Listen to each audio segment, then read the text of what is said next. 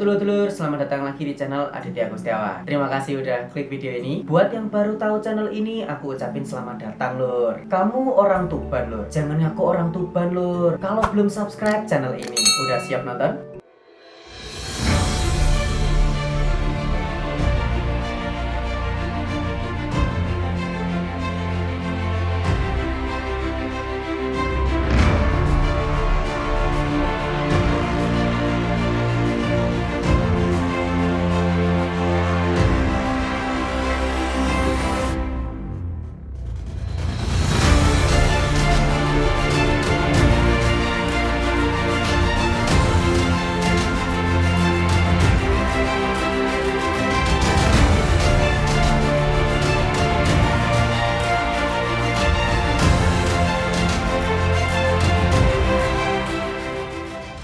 Sebelum kita mulai pembahasan ini, aku ngucapin selamat hari jadi tempat kelahiranku, tempat kesayanganku, Kabupaten Tuban yang ke-727 tahun. Ya, walaupun usia Tuban yang sebenarnya nggak segitu ya, tapi sebenarnya lebih tua lur. Soalnya pas tanggal 12 November 1293 itu, Kadipaten Tuban sebenarnya udah terbentuk. Harapanku untuk Tuban, semoga semakin menjadi tempat yang makmur, menjadi tempat yang aman dan nyaman buat semua orang, terhindar dari bencana, bahaya, dan menjadi tempat yang semakin dikenal di Nusantara. Serta semoga Tuban tetap menjadi kota suci. By the way, istilah kota suci itu sebenarnya istilahku sendiri ya. Soalnya di Tuban ini banyak disarekan para wali, dan dari Tuban Islam bisa berkembang di Nusantara. Titik awalnya dari Tuban. Oh iya, ini video spesial hari ulang tahun Tuban ke-727 ya lur. Biasanya kan hari ini segmen Rastik, tapi kita liburkan dulu. Buat para penggemar Rastik, mohon maaf ya. Dan spesial minggu ini telah tayang 2 kali segmen Tuban. Nah, beberapa kali aku filming tuh pakai batik gedok Tuban lur. Soalnya bangga banget gitu loh sebagai warga Tuban. Apalagi hari ini tuh hari jadi Tuban. Nah, aku tuh jujur ya, nggak punya batik lain selain batik gedok Tuban. Soalnya sebenarnya aku tuh cukup idealis lur. Batik itu ya batik gedok Tuban. Nih, kalau udah pakai kayak gini kan kelihatannya berwibawa banget gitu kan. Dan kalau kalian tahu di awal tadi, intronya kok agak beda ya. Dan itu memang official intro buat peringatan hari jadi Tuban ke-727 yang ikonnya itu sandur sama caluk. Ada yang belum tahu apa itu? Terutama sandur nih. Apa itu ya kira-kira ya? Ngomong-ngomong soal budaya Tuban, kira-kira budayanya Tuban itu apa ya? Yang sebatas kita tahu, yang paling sering kita lihat adalah tayub atau sindir. Kalau budaya ini ya masih sering banget kita temuin lor di Tuban. Apalagi kalau pas sedekah bumi. Tapi kalian pernah dengar sandur nggak? Apa?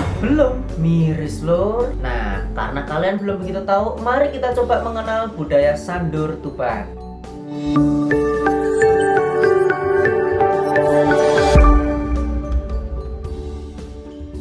Berbicara soal kebudayaan Jawa Timur, kira-kira budaya apa yang ada di benak kalian lur? Reok Ponorogo, tari remo, tari gandrung Banyuwangi? Semua budaya yang aku sebutin itu udah eksis banget ya lur. Sampai kalian kepikirannya itu budaya tadi. Tapi mirisnya, budaya-budaya tadi itu nggak berasal dari Tuban lur. Nah loh, lah budaya Tuban itu apa lur? Banyak. Salah satunya adalah sandur. Udah pernah lihat pertunjukan ini? Belum mas. Lah lihatnya di mana? Ya memang udah jarang kelihatan sih lur. Soalnya memang kesenian ini tuh udah cukup langka. Dan ini ironis. Bahkan nih ya, kesenian sandur ini bisa dibilang udah hampir punah. Ini salah satu keprihatinan kita semua lur. Dengan adanya video ini, semoga sandur Tuban lebih lestari. Amin. Sebenarnya budaya sandur ini nggak cuma ada di Tuban aja lur, melainkan ada juga di Bojonegoro sama Madura. Tapi asal mula budaya ini bermulanya dari Tuban. Kesenian sandur ini hampir sama kayak kesenian ludruk. Tapi kalau sandur ini ceritanya tentang pertanian. Tapi sebenarnya ada makna yang lebih dalam dari cerita sandur ini lur. Bukan sebatas pertanian aja, melainkan proses kehidupan manusia. Hal ini juga sejalan dengan tembang-tembang Mocopat yang punya makna alur kehidupan manusia. Dalam pementasan sandur, pemainnya adalah 4 anak laki-laki yang belum disunat atau yang belum dikhitan. Dan ada 4 nama tokoh, yakni Balong, Petak, Cawe, dan Tangsil. Terus kenapa yang diambil itu 4 anak laki-laki? Belum disunat lagi. Hal ini dikarenakan anak laki-laki yang belum disunat itu masih suci lur, alias belum banyak dosa. Ya soalnya kalau udah disunat ya itu suka bandel lur, suka terbangnya itu kemana-mana. pikiran kalian jangan kemana-mana lah ya. Sama kayak kesenian lainnya lur. Di seni sandur ini juga ada interaksi antar pemainnya. Dan interaksi di sandur ini bukan cuma interaksi secara verbal aja lur, melainkan ada interaksi dalam bentuk tarian, dimana interaksi keempat anak laki-laki tersebut dengan germo. Jangan ngeres ya kalau aku bilang germo, soalnya bukan germo yang itu loh, beda lur, ngawur aja. Dalam pertunjukan sandur ini lur, dilakukan dengan jalan memutar searah dengan jarum jam dalam sebuah tanah lapang.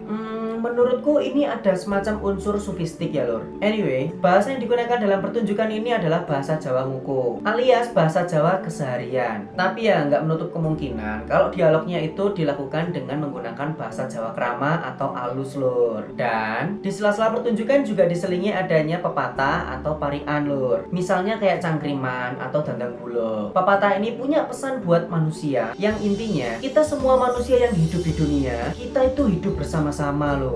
Jadi nggak boleh berbuat sewenang-wenang atau semena-mena gitu. Jadi harus berhati-hati, nggak boleh sombong, dan mau berkorban buat orang lain. Soalnya kita hidup ini juga butuh orang lain lur. Bagus banget ya pesannya.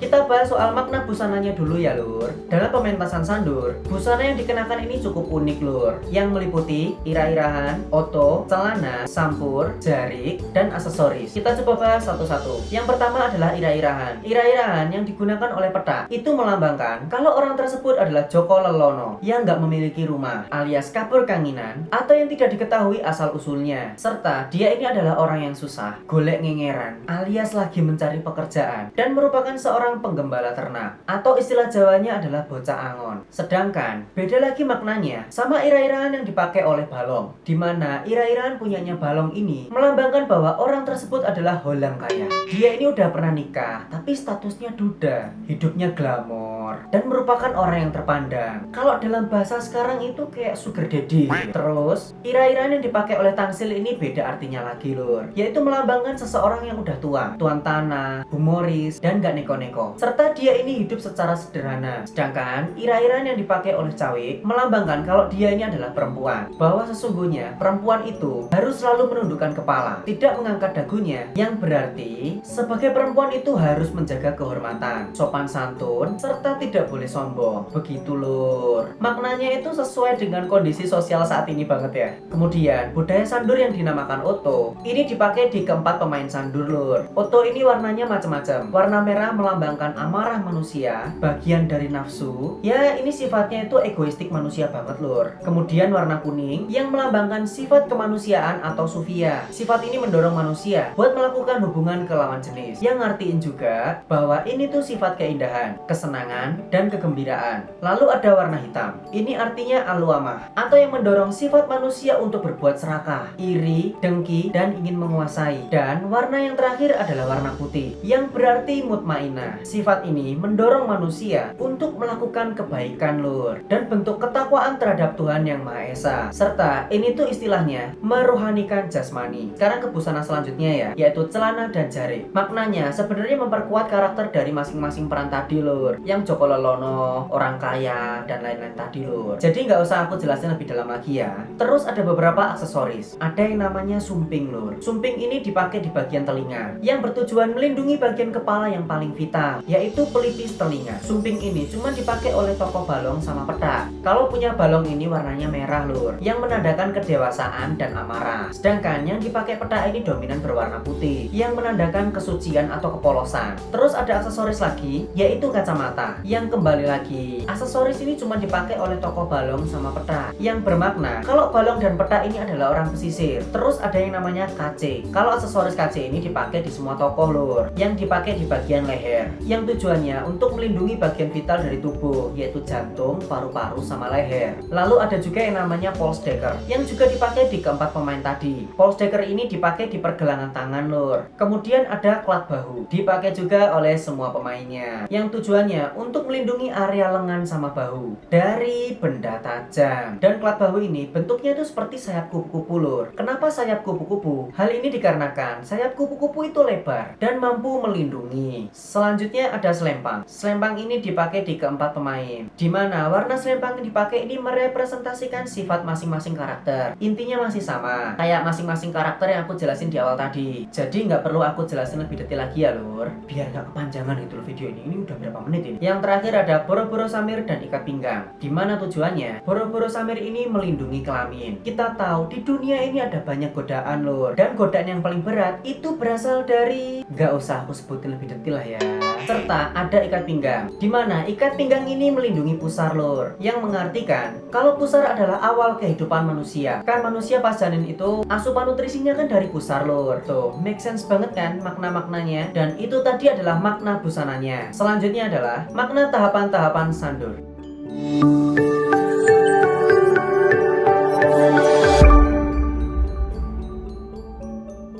Tahapan dalam kesenian sandur ini ada 7 lur, dan pemaknaannya aku coba jelasin dari pemaknaan pertanian dan pemaknaan alur kehidupan manusia. Tahap pertama yaitu tutup kerudung. Dalam makna pertanian, ini artinya tahap pembabatan alias pembersihan lahan. Dalam makna alur kehidupan manusia, tutup kerudung berarti tahapan manusia yang berada di dalam kandungan atau rahim. Kemudian tahap kedua adalah buka kerudung. Dalam makna pertanian, artinya adalah tahapan daud alias mengambil biji padi yang siap ditanam. Dalam makna kehidupan manusia adalah simbol kelahiran manusia ke dunia lur. Lalu tahap ketiga adalah bancik endok atau menaiki telur. Dalam makna pertanian melambangkan tahapan tandur alias menanam padi. Dalam makna kehidupan manusia, tahapan ini adalah tahapan masa bayi, di mana telur ini adalah perlambang masa perlindungan orang tua terhadap si bayi ini lur. Kemudian tahapan keempat adalah bancik kendi atau menaiki kendi air. Dalam makna pertanian ini melambangkan tahap meteng atau padi itu sudah berbuah alias mengandung biji padi. Dalam makna kehidupan manusia, tahapan ini berarti masa bayi yang siap untuk turun ke tanah. Tahapan kelima adalah bancik dengkul atau menaiki lutut orang dewasa. Dalam makna pertanian melambangkan ambia atau padi itu udah berbuah secara menyeluruh lur. Dalam alur kehidupan manusia, hal ini melambangkan masa kanak-kanak yang identik dengan bandel, senang bermain, dan masa nakal-nakalnya lur. Tahapan keenam adalah bancik pundak atau menaiki bahu. Dalam makna pertanian artinya adalah tahapan bangkit atau padi itu udah menunduk dan siap untuk dipanen. Dalam makna kehidupan manusia melambangkan masa dewasa, masa tua, dan siap untuk mengadi atau bertanggung jawab. Soalnya kalau bahu itu memang identik dengan sebuah tanggung jawab lur. Dan yang terakhir atau tahap ketujuh namanya adalah tahap kalongking. Dalam hal pertanian ini tuh melambangkan masa panen, dan dalam kehidupan manusia melambangkan bahwa seseorang itu udah waktunya kembali ke Tuhan Yang Maha Esa alias meninggal dunia. Kalau dilihat-lihat ya lur, makna-makna yang tersirat dalam kesenian sandur ini tuh bagus banget ya lur. Jadi pengingat atau piweling buat kita semua dalam menjalani kehidupan di dunia lur, agar melakukan kehidupan yang sebaik-baiknya. Karena hidup ini tuh cuma sekali. Seyogyanya kita itu berbuat kebaikan dan memberikan manfaat untuk banyak orang. Bagus ya. Maknanya itu bisa kita jadikan pedoman kehidupan kita lur. Tapi ironisnya, kesenian sandur ini udah terancam kepunahan lur. Makin kesini generasi milenial yang udah kecanduan gadget udah makin melupakan kesenian ini lur. Gadget bukan dipakai buat mengenal budaya kita sendiri, tapi malah dipakai buat nonton budaya luar, yaitu budaya barat. Apalagi budaya Korea itu lur. Budaya kita itu jauh lebih baik, lebih agung ketimbang budaya mereka. Gak usah malu sama budaya kita sendiri lur. Budaya Nusantara kita ini itu jauh lebih tua daripada budaya-budaya luar lur. Terlebih Tuban sebagai salah satu kota tertua di Indonesia. Di Tuban perkumpulan sandur ini katanya tinggal 2 aja lur. Nah lo apa nggak miris? Dimana 2 perkumpulan tadi itu ada di desa Gedongombo dan desa Bektiharjo. Tapi ya sekarang perkumpulan-perkumpulan itu udah termasuk jarang melakukan pentas, karena makin kesini itu makin minim penonton lur. Miris dan kasihan ya. Ayo dulur Tubanku, ini titik balik kita. Kita coba kepo ya, cari tahu tentang kesenian sandur Tuban. Kita lestarikan, kita cintai kesenian asli Tuban. Kalau perlu kita terlibat langsung dalam kesenian ini. Buat generasi-generasi muda Tuban, kesenian itu adalah identitas daerah. Dan aku lihat filosofi Sandur ini sangat sofistik dan bernilai Islami yang tinggi. Jadi, itulah identitas Kabupaten Tuban sebagai pusat penyebaran agama Islam dan sebagai bumi wali. Oke lor, sekian penjelasan video ini tentang budaya Sandur Tuban. Semoga ya bisa membawa semangat buat kita semua untuk melestarikan budaya Sandur Tuban. Seperti biasa, buat kalian yang suka dengan video ini, jangan lupa like dan subscribe, nyalain juga lonceng notifikasinya biar kamu tahu aku upload video baru. Dan ini penting banget, jangan lupa di share atau bagikan video ini ke teman-teman atau kerabat kalian biar sama-sama kita lestarikan budaya Sandur Tuban. Terima kasih yang udah menonton. Selamat Hari Jadi Tuban ke-727. Semoga kita semakin cinta dengan Tuban. Bye bye lur.